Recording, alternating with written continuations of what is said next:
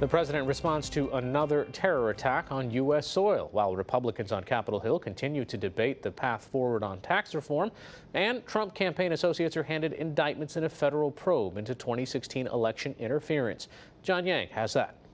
Thanks, Ari. For two different perspectives on these stories, we're joined by Karine Jean-Pierre. She's a senior advisor to MoveOn.org, a contributing editor to Bustle, which is an online women's magazine, and a veteran of the Obama administration. Also, Chris Buskirk, editor of the conservative blog AmericanGreatness.org. He's also a radio talk show host in Phoenix. He joins us tonight from San Francisco. Welcome to you both.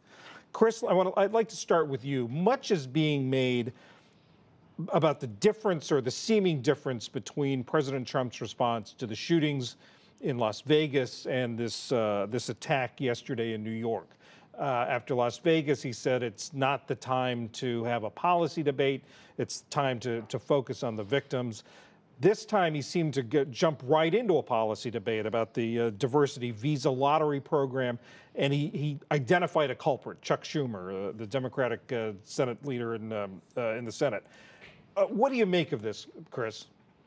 It's because we know a key fact that is different in these two incidents, and I think that key fact kind of drives where the debate goes. You know, in Las Vegas, we had this sort of lone gunman who was not acting on an ideology that was at least not one that was discernible. In New York, we had somebody who was acting on a very definable and knowable ideology, an ideology that we have unfortunately seen come back and kill thousands of Americans over time has killed thousands of Americans, has killed thousands of people throughout the West. And so we can sort of get past that part and say, well, what drove this person to do it? We know that. We know that already with the New York attacker.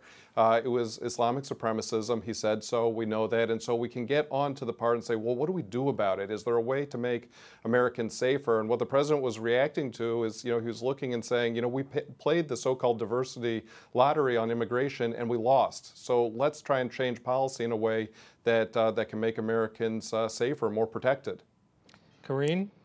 Look, first I want to say that my thoughts and prayers go out to the families in New York City that were affected by this horrific event. I'm from New York. I grew up there. New York is incredibly resilient, and I know that they will bounce back. Look, terrorism should not be politicized, and it is troubling and pretty shameful that that's the first place that this president went to in the aftermath of this horrific event.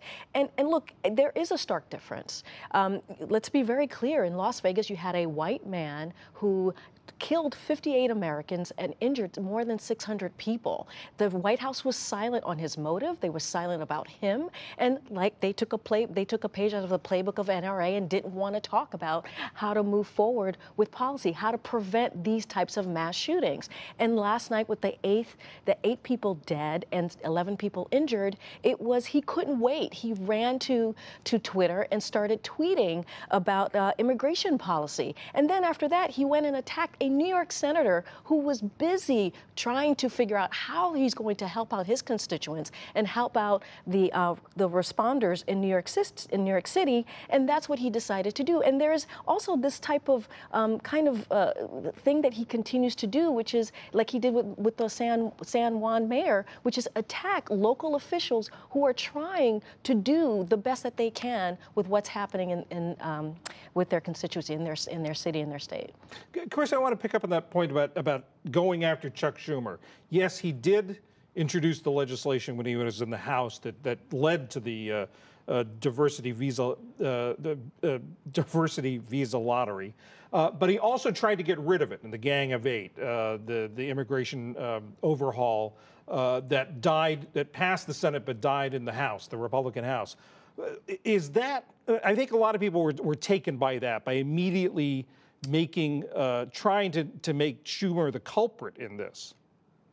Yeah, well, look, I say this, and I say this for both sides of the aisle. Let's let politics be political, you know, and when we have something that requires a policy response, I say, fine, let's have at it, and let's have that debate, because Americans' lives are on the line. When it comes to Chuck Schumer specifically in this case, I think the good news for Senator Schumer is he's going to get another bite at the apple. If he really wants to repeal the diversity lottery program that he was in part responsible for, he sponsored it in the House, he's going to get another chance to do that. And he should sponsor a clean bill, just an up or down bill, nothing attached to it, that repeals that if that's what he's serious about.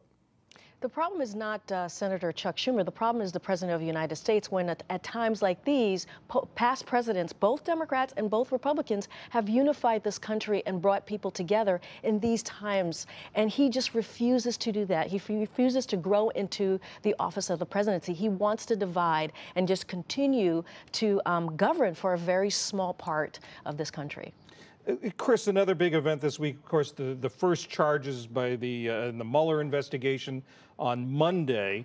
We're now seeing reports that the president's being advised by some advisors to get a little tougher in this, to be a little more combative, taking on Mueller, maybe even talk about trying to cut off the funding for the investigation. Do you think that'd be a good idea?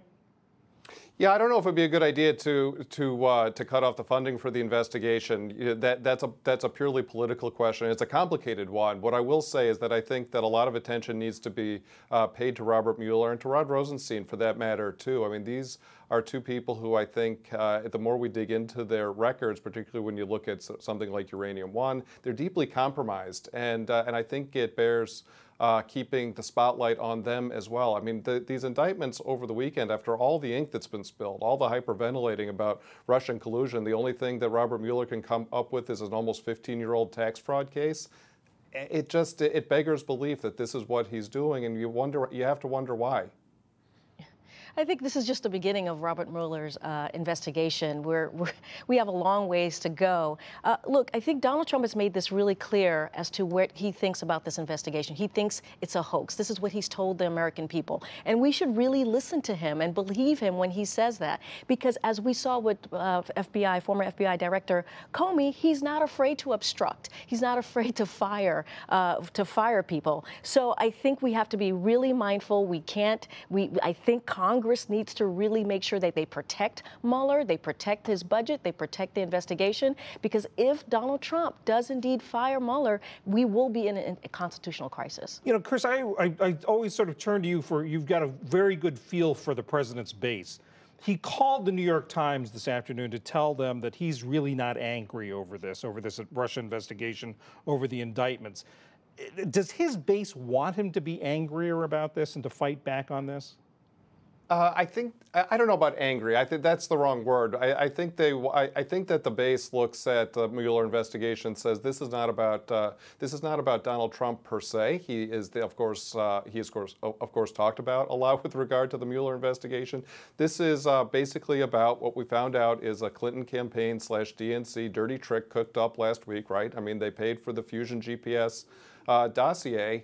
And this is something that has now been turned into a cooked-up scandal. It's a Beltway scandal that is trying to overturn the results of the election. And so do people who support the president want him to be angry? No, but maybe indignant is a better word, is to say, why are we allowing this to go on? We had the election. We know that this really is something that was cooked up during the campaign to try and win the election. That didn't work. And so now it's being used as a way to try and undermine the president and to prevent him from governing after the election. People don't like that, and I do think people want that story to be told. Quickly. Yeah, well, there's a larger part of the population that wants to know exactly what happened. We have a foreign government that potentially compromised our election, and that's the cornerstone of our democracy. Karine, that's got to be the last word. Karine Jean-Pierre, Chris Buskirk, thanks so much for joining us. Thanks, John.